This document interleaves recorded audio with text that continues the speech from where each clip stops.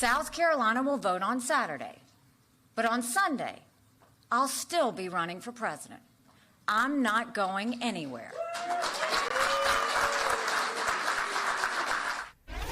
For Nikki Haley, evidently, the show must go on, even if she is backed into a corner heading into her home state's primary this weekend. Instead of calling it quits on her campaign in what was billed as a, quote, state of the race speech this afternoon, the former South Carolina governor vowed to push forward no matter what happens on Saturday. And while in fairness, she did so with a defiant tone, repeatedly criticizing Donald Trump, she again stopped short of what others might consider full condemnation. It was emblematic of one of the more frustrating aspects of her presidential run, an increasing willingness to go far in condemning Trump, just perhaps not far enough. Here's what she said about her old boss. Of course, many of the same politicians who now publicly embrace Trump privately dread him. They know what a disaster he's been and will continue to be for our party. They're just too afraid to say it out loud. He's gotten more unstable and unhinged. He spends more time in courtrooms than he does on the campaign trail. He refuses to debate. He's completely distracted, and everything is about him.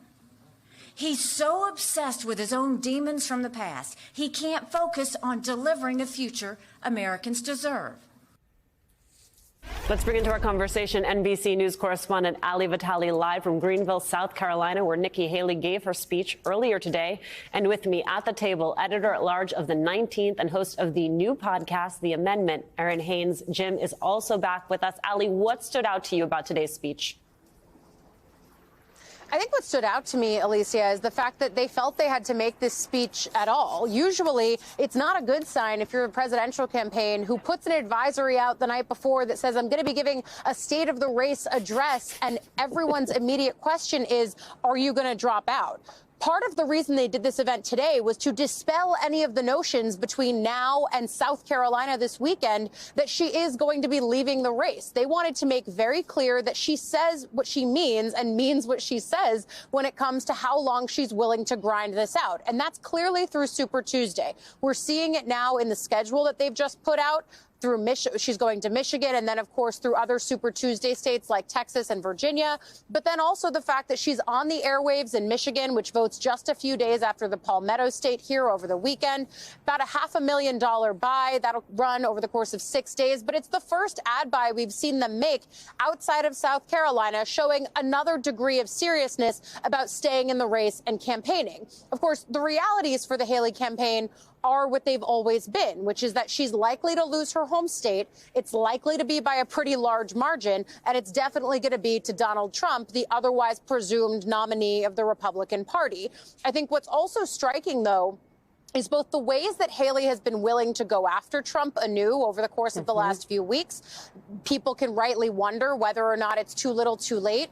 But I'm wondering if we ever get to the point where in that litany of things that she just went through about all the reasons that Donald Trump shouldn't be the nominee, if she can ever get to punctuating it with, and I can't bring myself to vote for him. She's been a little bit more squishy on that question. She initially signed that RNC quote unquote loyalty pledge about definitely supporting the nominee. That was at the outset of the primary. But I think it's interesting the fact that she won't entertain where her support could go if she's out of the race. But the fact that she's willing to even toy with that, get squishy on that, if you want to say that, that I think is stunning. And I think it could be a landing zone that she could get to eventually. But she's certainly not there yet. Erin, you think she gets there?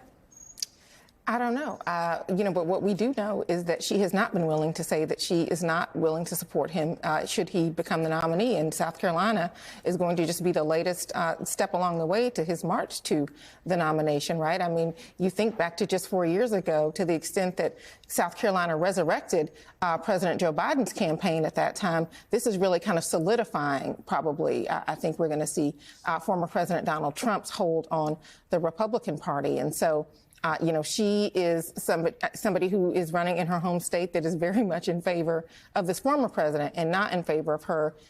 Republican voters in South Carolina and across the country know that she's different from Donald Trump. Right. That's the reason they're choosing Donald Trump instead of her. What she hasn't been able to convince them of yet is that she's better than the former president. And so, with that being the case, is she somebody that's going to end up falling in line like the other people that, she was able to outlast up to this point? We shall see. Here's the thing, Jim Messina, there was a point at which South Carolina felt very much in the future. Yeah. And yet here we are. Time is a flat circle. It is this Saturday. You have her in the last polling I saw from USA Today, Suffolk, almost 20 points behind Donald Trump. I think to ask what is her path here is like too quaint, right? It doesn't really respect the fact that this is not a normal election. Correct. And she is not a normal challenger. What is she doing in this race? She is attempting to find any sort of momentum, any sort of spark, and she's probably getting enough delegates where she can stay in to the Republican National Convention in case Trump were to get out, in case Trump were to be indicted, or in case Trump couldn't serve. I think that's now what they're saying to her is let's just get through Super Tuesday and then see. I thought she was really honest today when she said, I'm not going anywhere. I think she was talking about in the next week, but in general, she was talking about her campaign. She's not going anywhere in this Republican primary. This thing's over. She's just trying to figure out a way forward in the future for her and her political career. There was a moment today, Allie, that people pointed to when Nikki Haley, she got a little bit choked up talking about her military husband, who Trump went after earlier this month. Take a listen. I wish Michael was here today, and I wish our children and I could see him tonight, but we can't.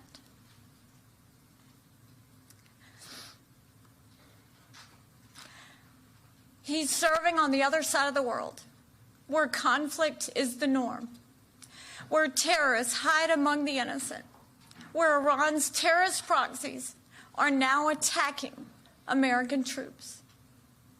This is Michael's second deployment. It was hard for us to say goodbye to him.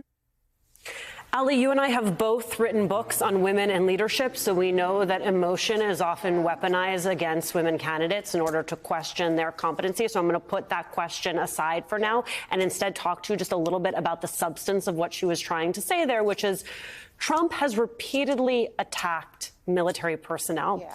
And I imagine there is some frustration from Haley, who's very close to this, from the Haley campaign, that this has not become more of a deal breaker.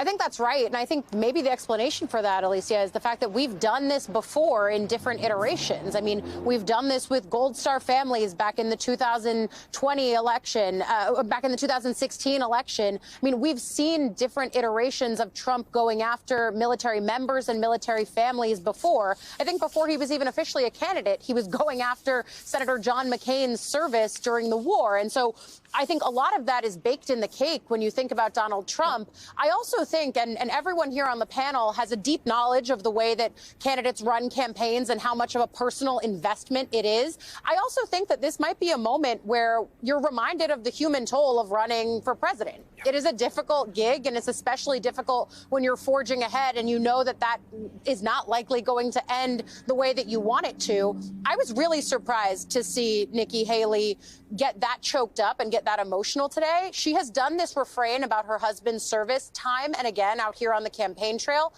And I was really surprised to see her have this reaction to it. At the same time, I think it was the authentic reaction that she might have had.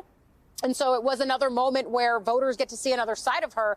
But I think the politics of this situation remains. The fact that she's going through Super Tuesday, yes, she has the resources and the cash for that, but it's not like it gets any easier. There was a poll out of Texas today that has Trump up over her. I think it's like 70 points. I mean, this only gets more difficult as the map gets wider. And I think when you look at the delegate math, and I know Jim referenced this, in some of these states, it's a winner-take-all apparatus. So if she's not winning, she's not getting delegates. And if she's getting delegates, it's not going to be very many. It's also difficult to ride into the convention saying that you should be the nominee should something happen to Trump without having won a state outright. It gets really jumbled really fast. And so the delegate strategy just isn't there. I mean, I've heard some Haley allies say to me, you know, this is why you run campaigns. If the polls guaranteed what would happen today, then you wouldn't run campaigns in the first place to try to change the polls. But I think even they're grasping at straws, sort of knowing that she's promising to stay in, but also knowing that it's not likely to change much. Ali Vitale.